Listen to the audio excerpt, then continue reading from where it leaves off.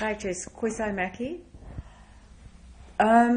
Masinyana Siambanze, he's steering this entire process on behalf of CoGTA. Can you kindly just give us a background as to the attempts that IRASA has made to actively engage with Dr. Siabanze? Yeah, certainly. It's very disappointing. I actually hate to speak about Dr. Siabanze because he has come out as a liar. Because, I mean, at this TV program, Focus, what did he say? He said the ILO Convention 169 is not applicable to South Africa. And he lied totally when he says. What does that effectively mean? The ILO Convention 169, we understand what it typically would represent. For those that don't know, can you elaborate?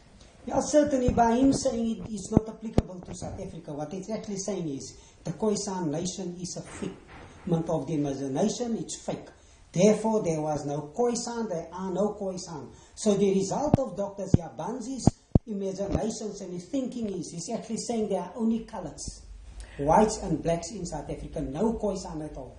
Would you then agree that Dr. Masinyana Siambanze supports the cultural genocide, supports the extermination of the Khoisan, supports all other human rights atrocities?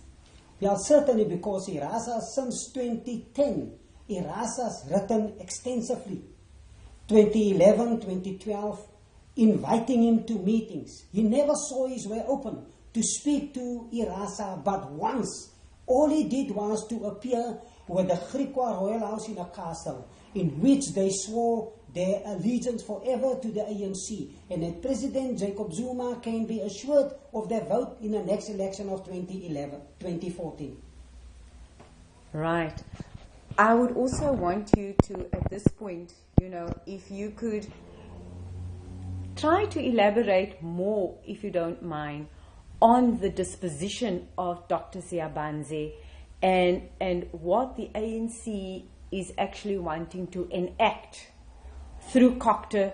We all know the 54 billion rand until 2015 is CoGTA's budget allocation. No money has really been channeled to advance the Aboriginal people. What then is the function of the NKC, and what is the function then of Dr. Alexander?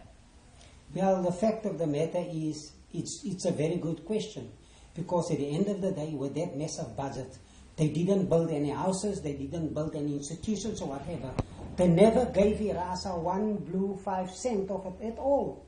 So the question rather is then, there should be a call from IRASA for forensic investigation to what CoGTA has been doing with that massive budget. Right, there's been allegations that IRASA is aligned to the ANC and receives funding from the ANC, and this is done by people who are purporting to be Khoisan activists. Elaborate. Well, certainly, people will want to besmirch IRASA because, as I said before, IRASA is not a Johnny-come-lately. We are the pioneers. We are consistent. When we open our mouths, we speak about the Aboriginal Khoisan nation.